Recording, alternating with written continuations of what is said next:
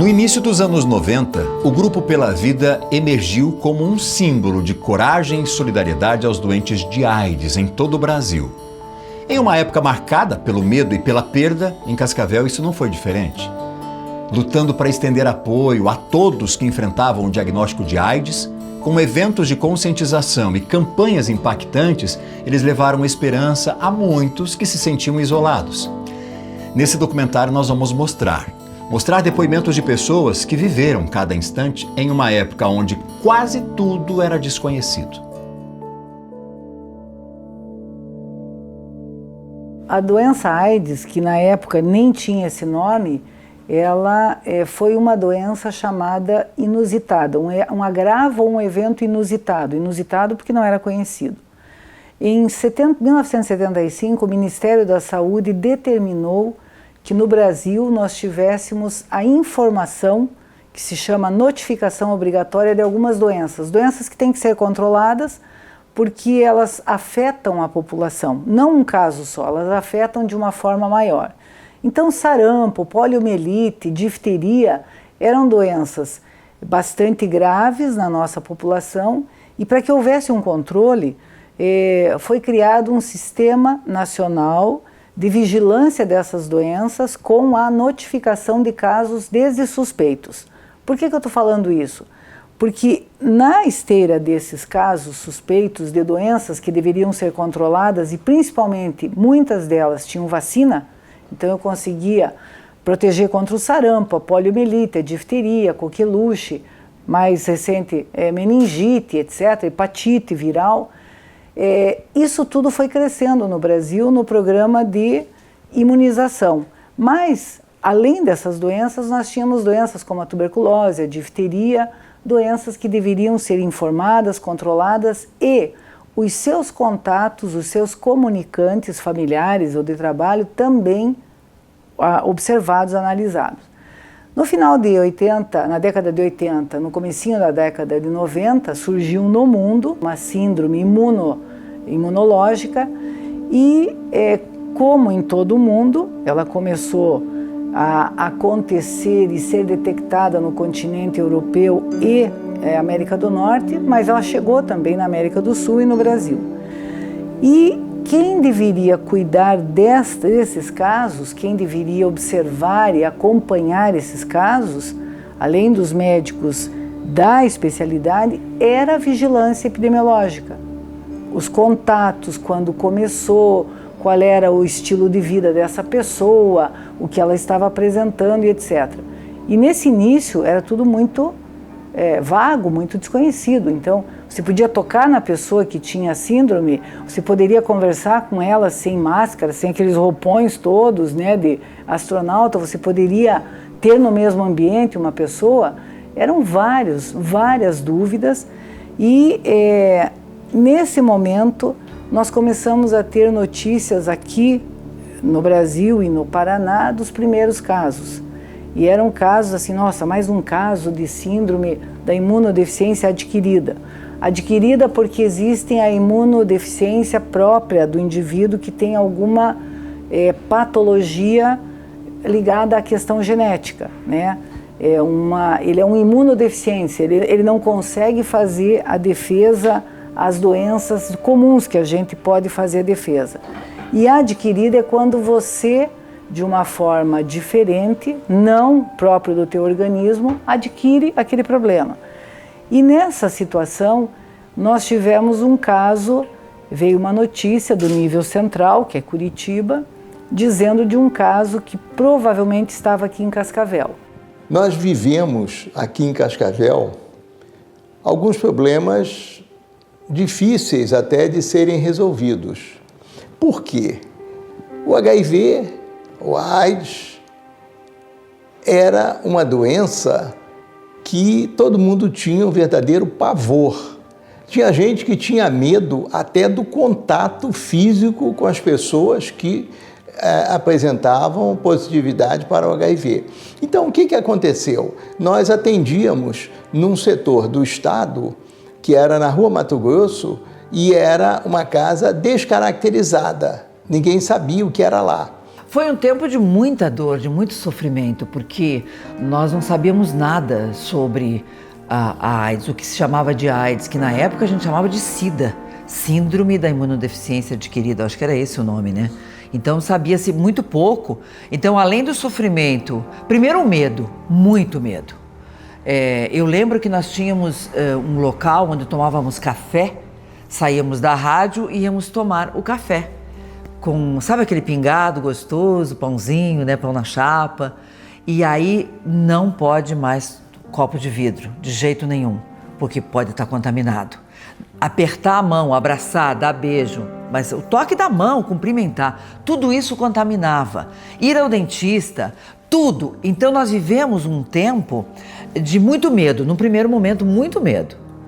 E era tudo muito escuro, não sabia nada. E depois, já na sequência, um tempo de muita dor, porque as pessoas começaram a contrair, a aparecer a doença, o amigo, o parente, o conhecido. E eu lembro que no começo era tudo muito distante. Parecia que a AIDS, então, estava muito longe, estava em outro continente. E daqui a pouco ela estava muito perto. Eu lembro que um médico que eu entrevistei na ocasião, ali na década de 80, 84, por aí, ele dizia assim: haverá um tempo, e esse tempo é curto, em que todos nós teremos um relato de AIDS para falar. Ele falava, então haverá esse tempo em que você terá um amigo, um parente, um irmão, um primo, uma vizinha, uma pessoa muito próxima, um colega de trabalho. Hoje parece tudo muito longe, mas haverá um tempo em que todos nós teremos um relato. E isso aconteceu em 10 anos. Em 10 anos nós todos tínhamos uma história para contar sobre o HIV. Então, logo os primeiros contatos com o HIV/AIDS que eu tive foi pelos meus ídolos, né? Cazuza, Renato Russo. E logo que eu comecei a estudar na área da saúde, eu já fui me encantando por essa área de doenças infecto-parasitárias. HIV/AIDS ainda era uma doença muito misteriosa quando eu fiz minha formação. As pessoas ainda tinham receio, né? Não sabia-se direito até forma de transmissão, essa coisa toda. Cascavel tinha muito poucos casos. E partindo daí a gente começou já a ver os movimentos sociais se mobilizando em busca de direitos às pessoas que eram portadoras desse vírus. E na verdade naquela época só tinham pessoas doentes de HIV, estavam com AIDS já, né? Então essa lembrança que eu tenho de movimentos sociais buscando atingir o direito para essas pessoas terem tratamento. O HIV chegou no Brasil em 1984, tá? Mas aqui em Cascavel e na nossa região, ele chegou mais ou menos em 1990. Tá? Foram assim, os pacientes começaram a voltar dos centros maiores, contaminados com o vírus HIV e já apresentando infecções oportunistas. Tá? E voltavam para a casa dos seus familiares. E naquela época, necessitando de internamentos e de atendimento médico. E não tinha na cidade, né? Para internamentos, eles iam para o hospital regional, tá? Que tinha sido inaugurado em 89. Mas o atendimento ambulatorial não existia. E como a gente já participava desse Centro Regional de Especialidades, é um centro onde tinha várias especialidades, vários atendimentos, inclusive de hanseníase, né? Que também existia um certo preconceito. Então essa nossa equipe resolveu que nós iríamos começar a estudar, nós começamos a buscar informações, né? Não pela internet, porque não tinha internet naquela época, né? Mas a gente procurou informações através do Estado, através do Ministério da Saúde e começamos a estudar e começamos a atender os pacientes.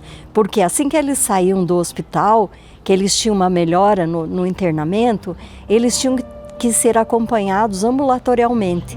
E nós começamos a atender esses pacientes. Eu deveria ter em torno de 4, 5 anos de idade, década de 80. E eu tive catapora. E o meu tio acabou pegando a catapora e ficou muito doente por conta disso. E foi levado ao hospital, e lá no hospital o médico já de pronto falou que ele tinha AIDS. Ao fazer o teste realmente foi comprovado isso. E é claro que naquela época ninguém me falava exatamente o que ele tinha, mesmo porque acredito que na época também não se sabia muito o que era que ele tinha, né? Mas eu ouvia meus avós, os meus pais com a preocupação, né, com ele adoecido, muito doente. E com o passar do tempo, algumas coisas foram determinantes assim para a nossa relação dentro de casa.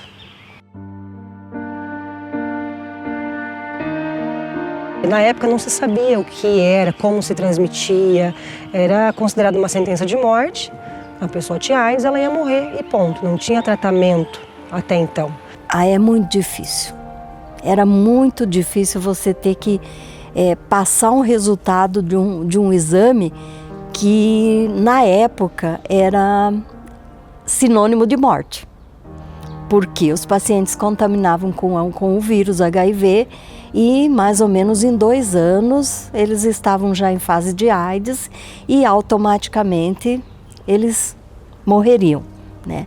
Então não era nada fácil passar esse diagnóstico. E minha avó separou os talheres, pratos, tudo era do PAP, né? Meu tio chamava Laertes, vulgo PAP. Então o tio PAP tinha todas as coisas dele separado dentro de casa. E mesmo depois com o tratamento, né, já sabendo de que maneira que a doença era transmitida, ainda assim se permaneceu até o dia que ele veio a falecer. Tinha o copo dele, o prato dele, os talheres dele. E a gente não podia tocar ali, que era somente dele. Então tinha esse cuidado, né? Eu me recordo também que o preconceito muito grande e absurdo. Eu lembro das vizinhas da rua da casa da minha avó, que caminhavam pela calçada. Ao chegar na calçada da casa da minha avó, elas iam para a rua e depois retornavam para a calçada da casa seguinte. Então, de medo que aquela doença também chegasse na vida delas, né? Então, esse preconceito eu lembro ser muito presente. Eu lembro da minha avó sofrendo muito com isso, né? Que era o filho dela que estava ali doente. Um fato marcante foi o surgimento em Cascavel do Grupo Pela Vida. Ele trouxe esclarecimentos e quebra de preconceitos. Nasceu a ideia a partir da busca por um diagnóstico do meu irmão, que ele foi internado no Dr. Lima, e o Lima me chamou lá e falou, ele tem AIDS. Me lembro bem de ver o Grupo Pela Vida no calçadão, né? Fazendo movimentação, falando sobre HIV, né? Chamando as pessoas, chamando pela luta mesmo, né? Para que esses pacientes pudessem ter acesso ao tratamento, que não estava acessível naquele momento, né? Então era só para quem tinha condições de comprar. Então foi necessário pessoas da sociedade, movimentos sociais se mobilizarem para que essas pessoas pudessem ter acesso ao tratamento, que fazia muita diferença, né, para o estado que a pessoa já se encontrava. O Grupo Pela Vida existe até hoje. Ele começou no Rio de Janeiro, algumas personalidades, figuras públicas do país ajudaram a criar, por conta de Enfio, né, Betinho, enfim, perdura até hoje. E a gente identificou nessa forma de trabalhar, nessa forma de atuar do grupo, uma coisa que caberia bem para nós. E aí a gente conversou com eles falaram, tem uma filial no Paraná. E eu fui para Curitiba, a mando da nossa equipe, aqui, do nosso grupo, conversei com a Albertina, saudosa Albertina, uma mulher guerreira soropositiva, que era presidente, e ela conversou comigo, olhou no meu olho e falou, se você se comprometer de fazer o que você está me dizendo, eu disse, não vai ser diferente. Então ela nos autorizou e a gente criou então o Grupo Pela Vida Cascavel. Nessa conversa em Curitiba eu voltei com a autorização na bagagem e a gente então veio para cá para tratar da organização, da documentação, da criação formal e do registro do Grupo Pela Vida Cascavel. Olha, eu acho que foi um marco até dentro da nossa sociedade, porque ele veio trazer não só a esperança do atendimento, a esperança do acolhimento que aquelas pessoas precisavam, como também mostrar que eram pessoas que estavam vivendo e que continuariam vivendo. Porque nós tivemos alguns casos de alguns artistas, o mais conhecido do grupo todo é o Cazuza. O Grupo Pela Vida foi um apoio muito grande para a nossa equipe, porque nós tínhamos uma equipe mínima e nós tínhamos que trabalhar toda essa parte de orientação. Começamos pelos profissionais de saúde, depois nós fomos expandindo, mas o grupo era muito pequeno para poder atingir toda essa população. Então o Grupo Pela Vida foi um apoio enorme, porque daí eles começaram a fazer um trabalho de rua com profissionais de saúde, né, com a população em geral, nos auxiliando nessa orientação de prevenção, de cuidados, né? E então realmente foi um boom, né? Foi assim uma coisa muito boa na saúde, na nossa equipe. Eu lembro dessa junção de almas, de esforços, né? Porque a gente precisava, num momento de tanta dor, de tanta ignorância, sem saber quem poderia estar contaminado amanhã, né? A gente tinha voz, porque tinha a televisão, né? O programa da televisão, o programa de rádio, e aí nós nos juntamos, profissionais liberais, profissionais de todas as áreas, tínhamos médicos, tínhamos pessoas que não tinham nada a ver com a área, enfim, jornalistas. O Laércio, eu lembro que o Laércio me procurou, junto com outras pessoas, nós precisamos nos juntar, sim. Como é que nós poderíamos falar para a sociedade, né? Como que a gente poderia chegar na sociedade e dizer assim, não é no aperto de mão, no abraço que você pega a AIDS. Não é por aí. A gente precisa de luz, precisava de dinheiro também. O coquetel, já na época, quando veio, era muito caro também. E a gente sabia que ele salvava. E hoje, quando a gente fala do AZT lá, que começou lá atrás, a gente lembra dele de novo. A gente lembra de Cazuza outra vez. Eu estava falando sobre ele outro dia. Se lá naquela época tivéssemos o AZT, né, que foi o primeiro, agora a gente já tem outras drogas e tal, né? Mas, meu Deus do céu, ele poderia estar com a gente, né? Poderia estar aqui. Então, o que era o Grupo Pela Vida? Era justamente isso, pela vida. Falar, esclarecer, porque se nós temos um grande problema até os dias de hoje, é a ignorância, outra vez, é a falta de falar. Então esse movimento na Avenida Brasil, conscientização, nos veículos de comunicação, nas escolas. Eu lembro que eu fui falar com padres, dizendo, vocês precisam então falar também nos sermões das igrejas, pastores, vocês também precisam falar, porque nós precisamos conscientizar as pessoas de como é que se pega essa doença, primeiro, né? E levar um pouco de luz. E o Grupo Pela Vida foi isso, foi um levar luz à sociedade. E esse Grupo Pela Vida veio trazer a Cascavel uma reflexão para aquelas pessoas que às vezes estigmatizavam a doença em si. Eu acho que foi um momento de pensamentos e de visão de que uma doença não pode ser o fim do mundo, não pode ser o diagnóstico da morte. Não, pelo contrário, nós temos que buscar o atendimento, nós temos que buscar a cura e, ao mesmo tempo, acolher aquelas pessoas, principalmente sabendo que HIV ou a AIDS não se pega pelo abraço, não se pega pelo contato de mão, não se pega pelo convívio. Não é assim. Hoje em dia a coisa mudou bastante. Aqui no nosso oeste do Paraná nós tivemos um grupo, nesse início, né, ainda desconhecido, que foi o Grupo Pela Vida, com pessoas de várias iniciativas e profissões e vontade de ajudar, que faziam o papel de esclarecimento.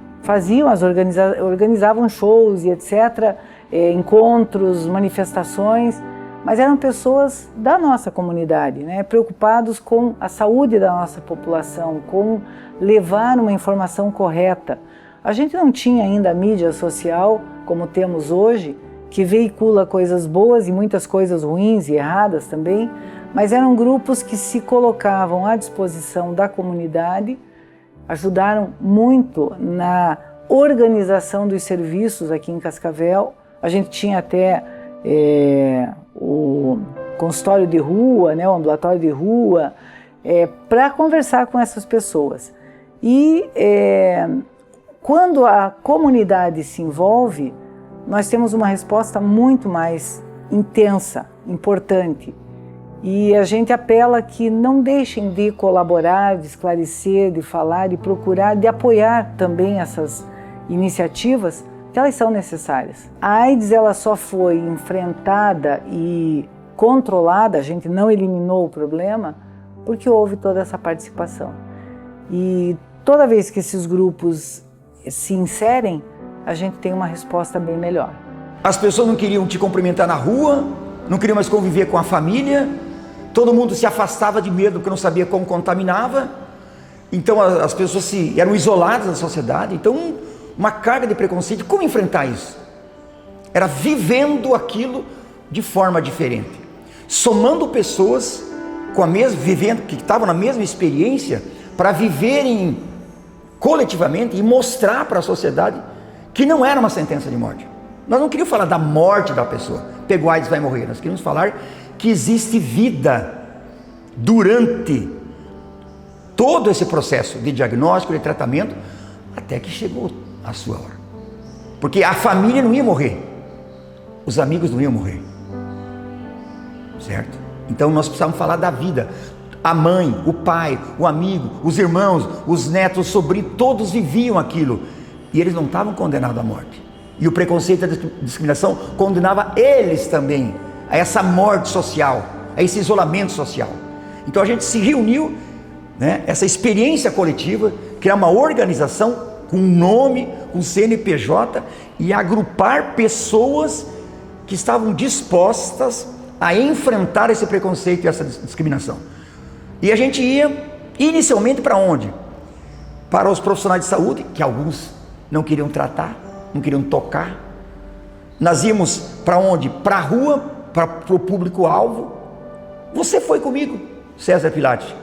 Nós fomos para as ruas nos carnavais, informar as pessoas: não transem sem camisinha, vocês podem pegar AIDS, isso pode ser, segundo a sociedade, uma sentença de morte. Tinha pessoas que não davam a mão para a gente, não queriam cumprimentar.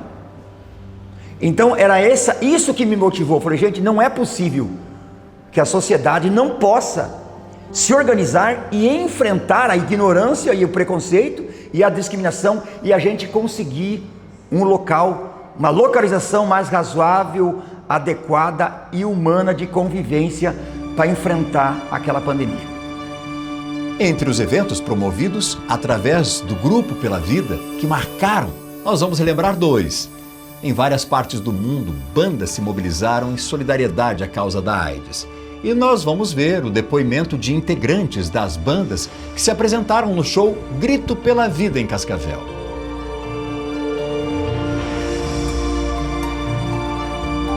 Nesse desafio de lutar contra o preconceito e de arrumar recursos, numa reunião lá, o César Pilates veio com... César Pilates a gente achava ele louco, né?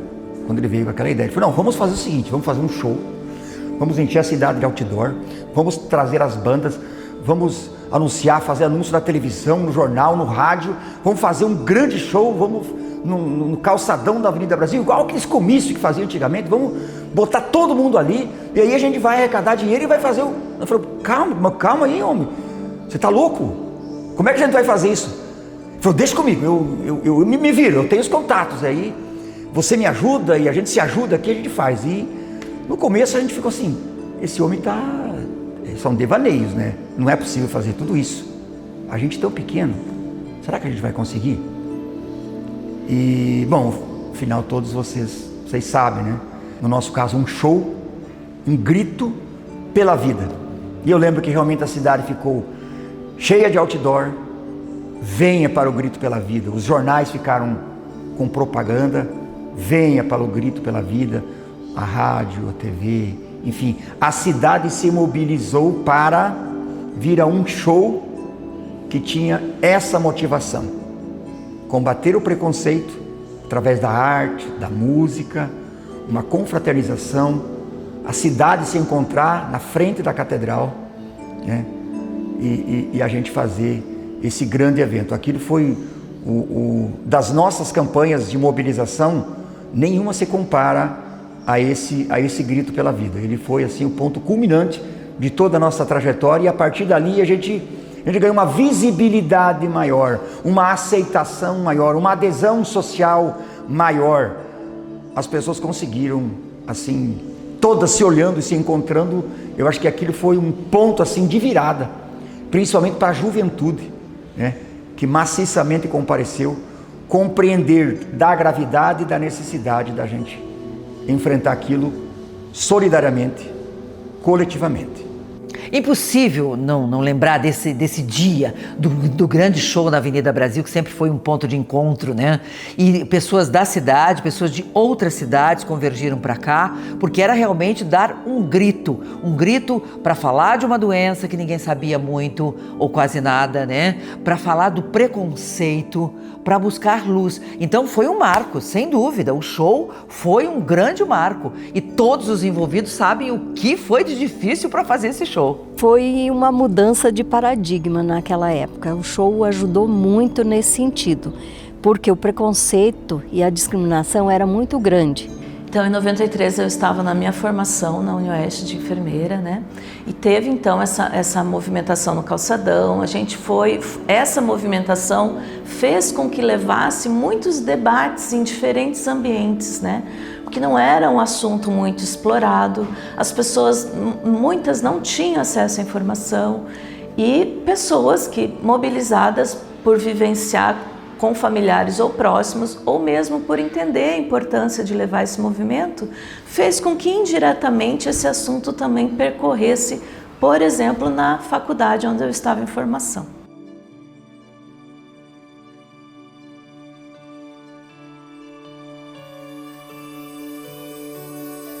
A gente quer dar um grito pela vida. Nós vamos falar de AIDS, mas nós não queremos falar de morte, porque de morte todos nós vemos, sempre morre um parente, sempre morre um amigo, o nosso pai, a nossa mãe, e nós todos somos mortais. Agora o vírus não é mortal. E esse show não é para doente não. Não é para o doente de AIDS. Não é para quem tem o vírus de AIDS no seu sangue. Esse show, esse grito pela vida, é para você que não tem o vírus. É para você tomar consciência que você não pode pegar esse vírus, que você tem que viver, cara. Nós queremos que vocês vivam, e vivam muito bem, minha gente. Sérgio, o que vem à sua cabeça quando você volta a 3 décadas atrás, naquele palco? 30 anos atrás, olha que bacana. Vem uma sensação de realização e um êxtase. Por quê? Você está participando de um evento onde você está conversando, você está trazendo um tema que até então ele era assustador. Você vem falar sobre AIDS, você vem falar sobre vida, coisa mais preciosa que nós temos na vida, né? Na nossa vida, a própria vida. Então você vem trazer isso para você poder conversar com o público, para você, essa motivação, certo? Exatamente essa seria a palavra, o que motiva esse evento. Então você está num palco onde você está trazendo uma mensagem de motivação, de esperança para as pessoas. Dentro de um evento organizado, onde você vai poder cantar músicas de seus ídolos, de seus heróis, e ainda com parceiros que você estava ali, que são pessoas assim, são ícones dentro da música, não só aqui em Cascavel, como regional e nacional.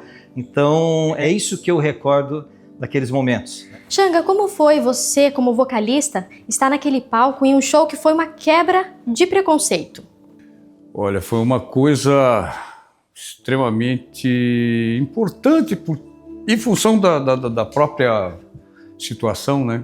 Como o Serginho falou, na época não se falava muito, né? E foi um período em que a gente perdeu uma grande figura, né? Que era o Cazuza, que simbolizava todo esse processo. E como eu nunca fui muito de falar, na verdade, né? Sempre fui mais quieto, mas foi uma emoção muito grande por estar participando daquele projeto. E a gente se encontrou e se reuniu, graças ao César Pilate também, que teve essa sacada, e foi juntando as peças, né? E como o Serginho falou, é uma situação assim emocionante por você estar... A gente não tinha noção da quantidade de pessoas que se encontravam lá no dia. E depois disso que a gente viu, né? Que eram 5.000 pessoas, através do jornal que a gente ficou sabendo que tinha naquele momento 5.000 pessoas. Então você cantar para 5.000 pessoas é muito emocionante, né? Não sei nem como expressar isso. Em algum momento vocês pensaram que aquele show, aquele momento histórico de 30 anos atrás seria lembrado? Não imaginava que isso teria essa retomada, que ele seria lembrado, e nós estaríamos aqui hoje conversando com vocês, participando de tudo isso, relembrando aquilo que ocorreu há 30 anos atrás e principalmente trazendo o tema novamente, o percurso de tudo isso, tanto quando a gente fala do tema, quando nós falamos, né, de AIDS, enfim, né, de vida, e quando nós falamos mesmo das próprias nossas vidas, né? Eu acho que é a mesma coisa que o Serginho falou. É uma situação que resgatou, na verdade, um momento que foi ímpar, né, Serginho? Eu acho que foi assim, uma coisa que ficou guardada, como ele falou, lá no arquivo morto, e que vocês resgataram isso, trouxeram para frente. Gostaria muito que não apenas eu e o Xangai estivéssemos aqui, mas sim também o Joca e o Kiko Sefrim, né, o Frederico, o Kiko, estivessem aqui, porém o destino não quis que eles, né, não estivessem mais aqui conosco, mas assim, é muito legal, é muito bacana poder estar participando aqui, continuando, dando na verdade uma continuidade, né? Vamos dizer assim que nós ficamos no stand-by durante 30 anos e agora voltamos para lembrar tudo aquilo que foi feito, aquilo que está sendo feito e o que precisa ser feito ainda, né? Uma fase muito importante, eu acho que tanto para mim quanto para o Serginho, para o falecido Kiko ou para o Joca, mas teve uma importância muito grande, porque além de estar tocando juntos num palco, isso se externou depois disso, né? Então houve uma reunião bacana, né, Sérgio? Então acho que é mais ou menos isso, mas nunca imaginei, não. É muito bacana poder recordar isso aí.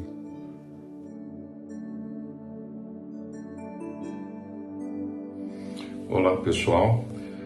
No início dos anos 90, num mundo bem diferente do que é hoje, Cascavel também resolveu prestar sua colaboração no sentido de tentar esclarecer um pouco do que estava acontecendo no mundo com a chegada da AIDS. Esperamos que vocês estejam se sentindo muito bem, assim como nós estamos nos sentindo por poder estar aqui tocando e contribuindo com essa ideia forte, bacana, muito bonita, que é o Grito pela Vida, o primeiro movimento do interior do país a respeito da conscientização da AIDS. E foi muito bacana ter participado daquele movimento, naquele momento, né, onde vários artistas se reuniram por a convite do César, para a gente pelo menos tentar ajudar de alguma forma a sociedade a se conscientizar a respeito do que essa doença então pouco conhecida ainda era capaz de fazer.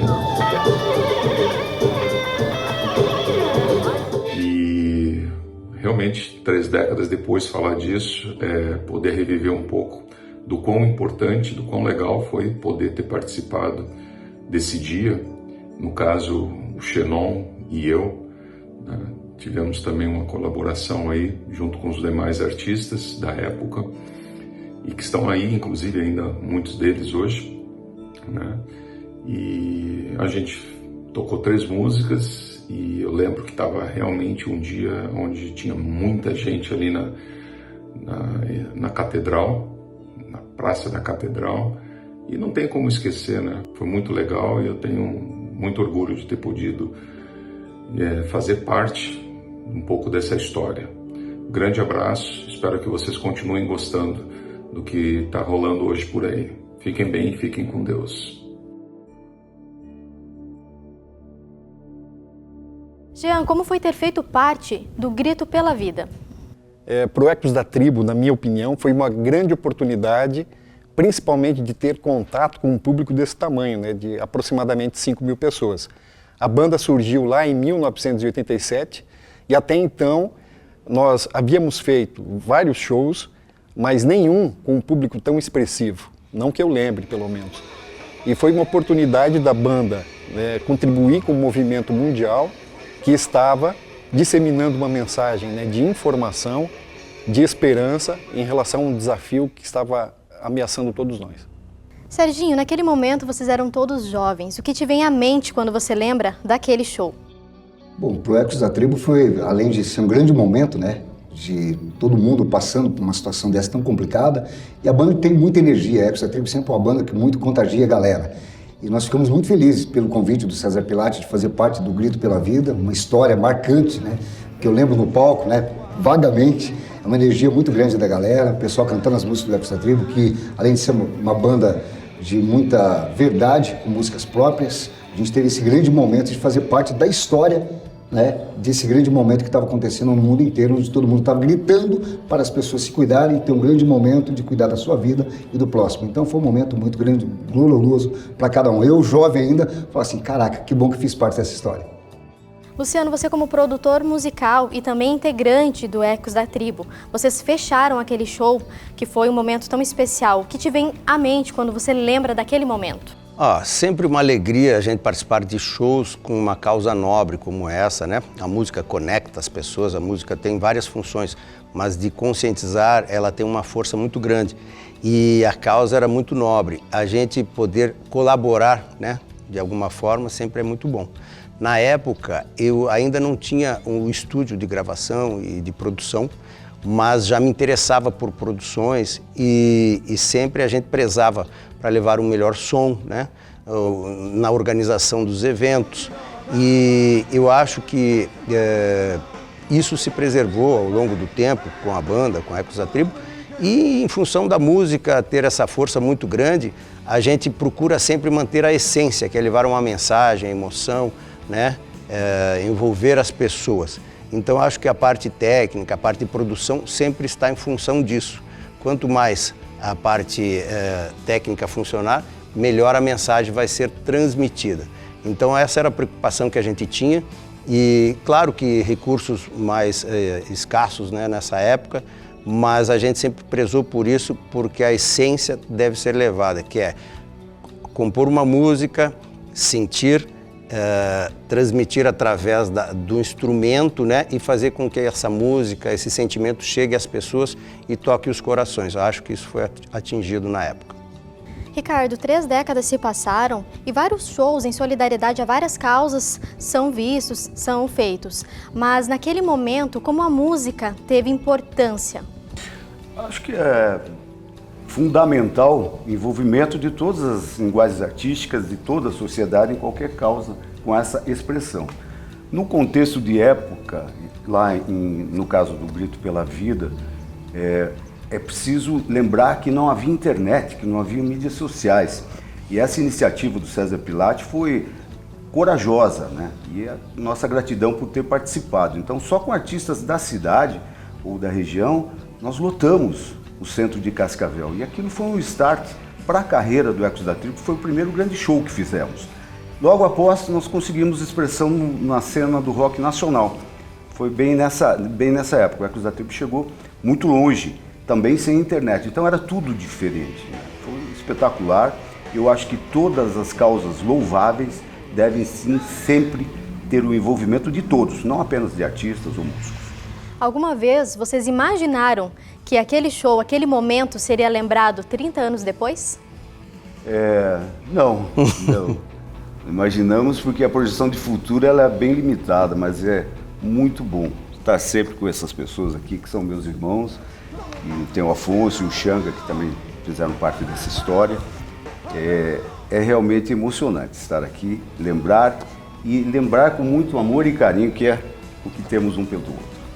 A gente não tinha a menor noção, né, na verdade, porque jovens, vida em ebulição, música, né, muitas viagens, muitas coisas. Graças a amigos queridos como o César Pilate, né, a gente pode relembrar bons momentos e ver que valeu a pena toda essa trajetória da música, a amizade que a gente tem até hoje, citado até pelo Ricardo, que é uma das melhores coisas. A gente tocando de vez em quando ainda com Ecos da Tribo, a gente percebe que a música às vezes nem é a coisa mais importante, mas com quem você faz a música, né? Então essa iniciativa do César Pilate faz a gente olhar com carinho para essa questão e para a essência da música, que é justamente conectar as pessoas, né? E naquele momento, por uma causa nobre, a gente relembrar, nos dá muita alegria. Bom, eu fico muito feliz, né, com essa produção, com esse trabalho que o nosso querido César Pilate está fazendo, que muita gente às vezes desconhece, digamos, as novas gerações. Tem uma galera que não sabe tudo que as bandas passaram para chegar onde estão. Como nós foi citado aqui juntamente pelo Ricardo, não tinha internet, não tinha nada, e as bandas se movimentavam com disco, tocando em rádios, fazendo todo esse movimento. E hoje ter um registro, né, que vai ficar para a posteridade, que muita gente vai poder falar, caramba, isso era uma história de uma banda e de várias bandas que tocaram nesse grande momento e hoje serão documentados. Então isso vai ficar para muita gente ter como embasamento musical, ter como reconhecimento musical e principalmente saber que não era fácil. Né? Toda história tem que ter um momento, tem que ter gente engajada, comprometida para fazer. Então eu fico muito feliz de fazer parte da história e ao mesmo tempo de pessoas que vão ter esses relatos, que vão vivenciar tudo isso que aconteceu num momento único na vida de cada um. Então, estou muito grato aí por fazer parte de todo esse movimento, de todo esse registro. Quando você é muito jovem, você pensa pouco no futuro, você procura viver mais intensamente o presente. Mas quando você é mais experiente, você se volta mais para o passado e percebe como o tempo é algo implacável e que ele traz transformações profundas, né, nas nossas vidas.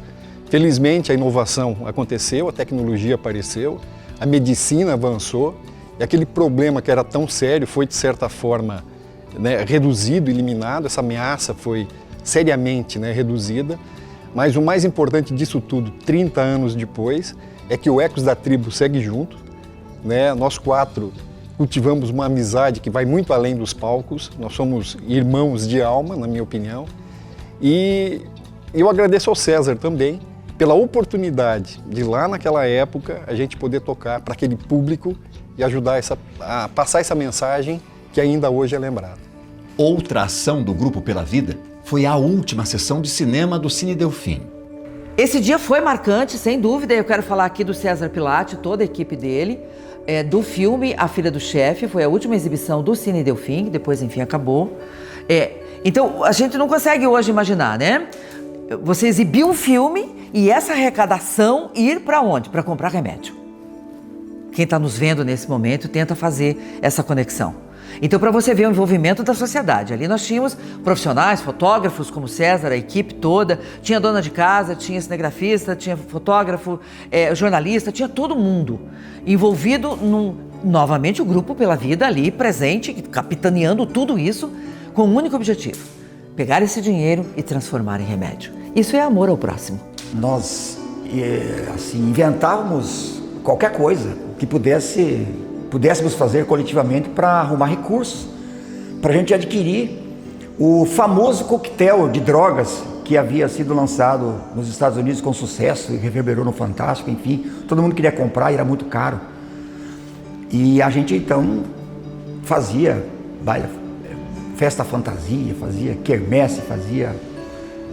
E aí, quando a gente soube que ia fechar o cinema, ia encerrar, eu não, depois que você encerrar, nós queremos fazer uma última sessão para arrecadar recursos. E aí eles falaram, não, então tá bom, depois que nós rodarmos a última película, a gente avisa vocês. E eles avisaram, definimos a data, e aí nós trouxemos de São Paulo Esta Não É Sua Vida, de Porto Alegre, Ilha das Flores, e vinha uma lata enorme, uma espécie de uma lata de goiabada, né? Nunca tinha visto aquilo.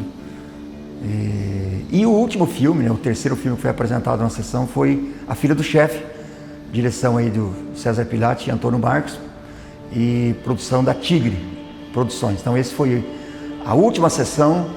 O filme Cascavelense foi o último a ser rodado no Cine Delfim, no Saudoso, e isso foi enigmático, mas também importante para a gente arrecadar os recursos que eram importantes para comprar o coquetel para ajudar as vítimas da AIDS. Hoje, muito tempo após a primeira notificação no Brasil de um portador do vírus HIV/AIDS, nós vamos ouvir as recomendações que nós devemos ter. Em 2024, o que nós podemos falar do HIV? ainda é uma doença que preocupa por ser causada por um vírus que traz uma doença crônica de acompanhamento diário. Temos diversas formas de prevenção: preservativo, uso de medicação, testagem com frequência, inclusive a pessoa pode usar um autoteste, né? Então, conheceu alguém, começou a namorar, fazer os exames, utilizar o preservativo, solicitar para o seu parceiro fazer o teste. O HIV não tem cara, né? Não tem sexo, não tem idade, não tem cor. Porém, ainda é um vírus carregado de muito preconceito. E o preconceito traz desinformação. E essa desinformação faz com que as pessoas acabem se expondo.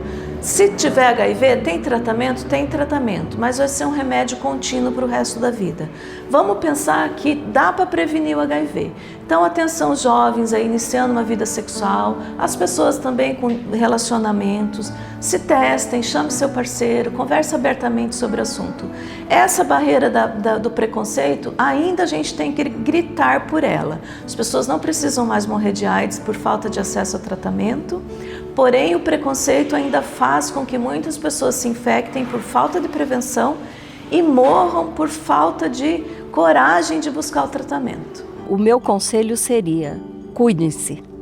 Quem ama, cuida. Tá? Por quê? Porque apesar dos medicamentos existentes, fazem controle do HIV, mas ele ainda está presente, né?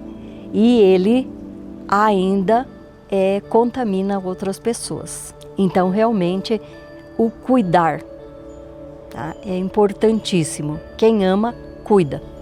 A experiência que ficou, para mim é uma regra de vida, a experiência é: sempre acredite no ser humano, na humanidade, e se una com as pessoas que têm informação e disposição de auxiliar, de vir em auxílio dessas situações limites. Cascavel fez o dever de casa, né? Eu diria assim, a gente conseguiu.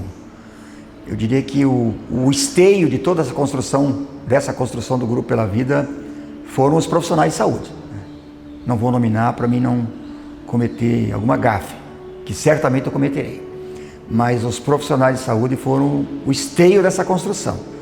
Eles que nos trouxeram a informação, né, que foi o sustentáculo para a gente fazer toda essa ação política e mobilização social. Mas atualmente a gente percebe que tem muitas pessoas ainda se contaminando por falta de cuidado.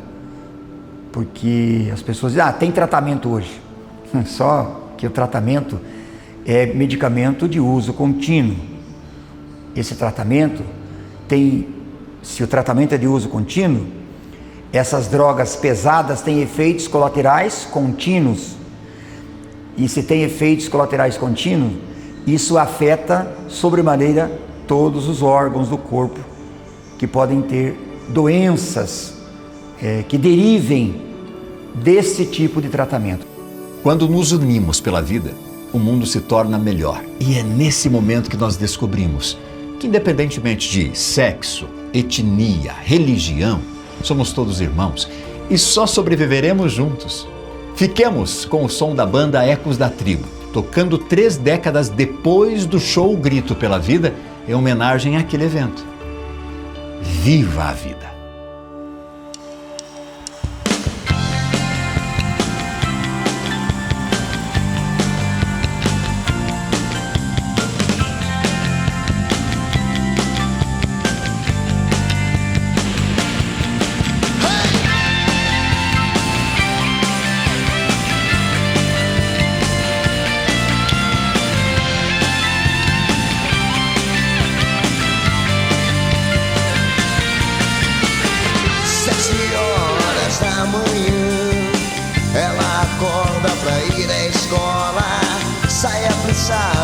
Meia 3/4 é seu sex appeal.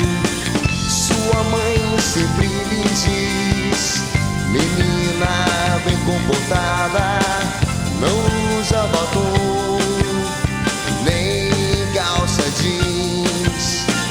Ao meio-dia ela está de volta, depois do almoço vai estudar. No quarto estudar. Já não tem muito a ver.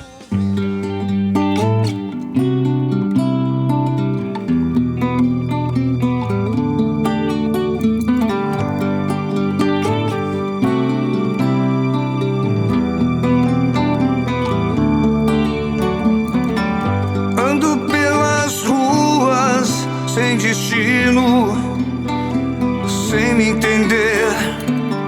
No silêncio só posso sentir que pra mim é mais uma noite a perder. No bar, naufrago num copo e tento sorrir, mas por mais que os meus lábios o façam,